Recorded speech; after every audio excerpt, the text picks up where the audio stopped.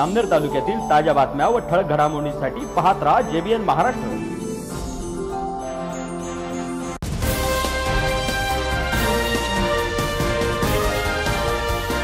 सुलेमान के परिवार से आपने मुलाकात किया है, क्या बात तय हुई, क्या हुआ?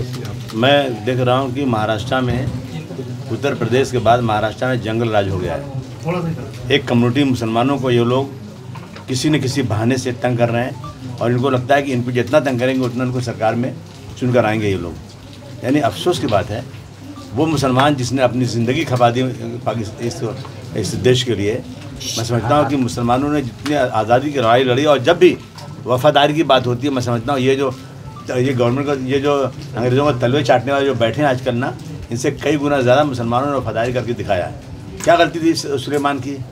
21 साल की उम्र का नौजवान बच्चा अगर चाहे किसी से बात कर रहा है, नहीं मालूम मुझे क्या वजह हो सकती है, लेकिन इस तरह से किसी को मारा जाता है क्या? इस तरह से मारा जा रहा है इस देश में। ये जो है, ये लोग जो है ना, देखिए मेरे पास एक हैंडबिल है, उसमें लिखा हुआ है कि मुसलमान लड़कियों को पटाओ और उनके करीब जाओ। वो तो ऐसा हैंडबिल बट रहा है कि स्कूल में हिंदू लड़कियों से पहले हाथ मिलाओ, जब मिलाओगे ना तो फिर मुस्लिम लड़की भी हाथ मिला लेगी।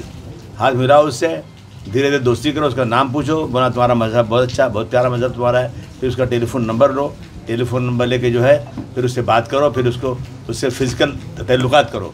यानी इस तरह की चीज़ें लिखी हुई है और जो करेगा ये काम उसको पैसे दिए जाएंगे। अभी मैंने एक पढ़ा था बेंगलोर में 5 लाख रुपया देंगे अगर कोई मुस्लिम लड़की से शादी करेगा तो। ये देश में हो रहा है। मैं समझता हूँ कि मुसलमानों को ज़बरदस्ती बदनाम किया जा रहा है और इस देश का कानून है, संविधान है कि 18 साल की उम्र का लड़का और लड़की अपनी मर्ज़ी से शादी कर सकते हैं। कोई माँ बाप नहीं चाहता कि उसका लड़का हिंदू लड़की शादी करे, किसी और मज़हब में जाए, कोई नहीं चाहता।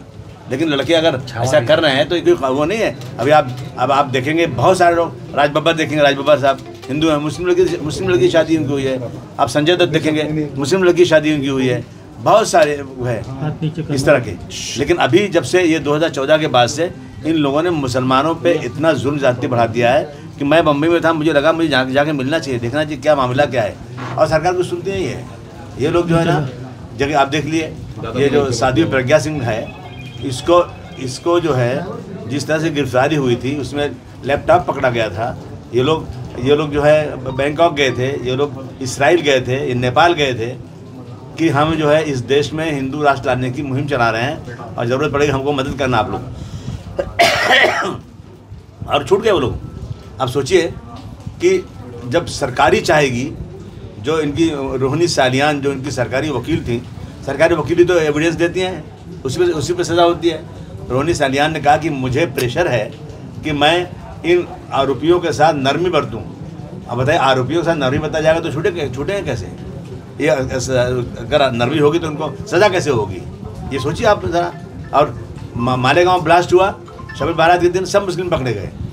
अब शब बारात के दिन मुसलमान अपनी मस्जिद में खुद क्या ब्लास्ट करेगा, ये सोचने की बात है। उन्होंने फटाफट मुसलमानों को पकड़ा और जेल में डाल दिया। और इसी तरह से मक्का मस्जिद हुई थी हैदराबाद में, मक्का मस्जिद में ब्लास्ट करने वाले मुसलमान। ये हो रहा है देश में आज, और सरकार बैठ के मज़ा कर रही है। जुल्म बढ़ता जा रहा है, बहुत जुल्म बढ़ता जा रहा है। मैं जाके बात करूंगा CM साहब से, लेकिन मुझे उम्मीद नज़र नहीं आती। अगर ऐसे ही होगा तो फिर क्या होगा? हम कानूनी कार्रवाई करना चाहिए, क्या कर सकते हैं, वकीलों से बात करेंगे। हम इस देश के रहने वाले हैं, हमारा देश है ये। हम कोई यहाँ किराएदार नहीं, हम मालिक हैं यहाँ के। ये लोग जो अंग्रेजों को तलवे चाटते थे, सरकार में आ गए हैं आजकल। और किस तरह मारा बच्चे को, बेचारे को, उसको उठा के ले गए 4 लोग, 4-5 घंटे तक उसको इतना मारा, पेशाब पिलाया उसके बदन में डंडे डाले और बेचारा चिल्लाता रहा, नाखून निकाल दिया उसका, और लाके घर के पास मार रहा है। और एक दूसरा आदमी उसका कहता है कि जो है अभी तो ये एक सुअर को मारा है, अभी बहुतों को मारेंगे। इतनी हिम्मत इनकी हो गई है। कानून अपना काम नहीं कर रहा है। ये कानून के रखवाले जो है ना चुपचाप बैठे हुए हैं। मैं बहुत सीरियस लिया मैंने इस चीज़ को। मैं जाकर मुंबई में क्या कर सकता हूँ करूँगा, और मुझे पूरी हमदर्दी इनसे है। वकील करेंगे, इसमें SIT की मांग की जाएगी। देखते हैं कितनी बातें सरकार सुनती है। मांग क्या है अभी आपकी? हमारी मांग यह है कि कुछ नाम दिए हमको इन लोगों ने, उन सबकी गिरफ्तारी होना ही चाहिए। FIR किसने किया है? आपने किया है। अगर ये कह रहे हैं तो आप उनको गिरफ्तार कीजिए आप। आप इंक्वायरी क्या कर रहे हैं आप? ये आई विटनेस है। ये कोई मतलब हुआ क्या? आई विटनेस बोल रहे हैं, आपको गिरफ्तार नहीं किया जा रहा है। मांग हमारी है कि SIT बनना चाहिए और यहाँ की लोकल पुलिस हटा देना चाहिए, सही सच्ची इंक्वायरी होना चाहिए और ऐसे आदमी को फांसी की सज़ा मिलना चाहिए, उम्र कैद भी नहीं, फांसी की सज़ा। मकोका लगना चाहिए। जो लोग ऐसा इस तरह मकोका लगाइए, देखिए मकोका लगा दें या और कुछ लगा दें, लेकिन जब तक सीरियस नहीं होंगे ना ये लोग, गवाह को लाइए, गवाह बनाइए और अच्छी तरह से केस को चलाइए, तभी होगा। अभी शादी प्रज्ञा सिंह में तो सब कुछ लगा था ना, सब हटा दिया सब उन लोगों ने और कह दिया कि इसके साथ में नरमी बरतो, छूट गए। अभी तक जो जांच की पुलिस ने, आप सेटिस्फेक्शन? नहीं, बिल्कुल सेटिस्फेक्शन नहीं है, बिल्कुल नहीं। अब तक करीब 9 लोगों की गिरफ्तारी हुई है इसमें।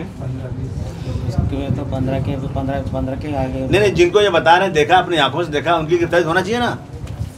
जो चश्मदीद गवाह हैं, वो जिनका नाम ले रहे हैं, उनकी गिरफ्तारी क्यों नहीं हो रही है? और ये सब के सब यहाँ के MLA के कार्यकर्ता हैं।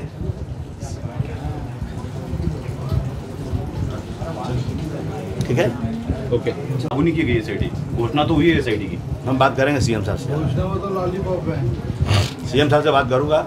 और SIT जो है ना, कोई अच्छे ऑफिसर के साथ होना चाहिए, ऐसे नहीं होना चाहिए ये अपने आदमी बिठा देंगे। तो इससे बेहतर तो हाईकोर्ट की निगरानी से करो।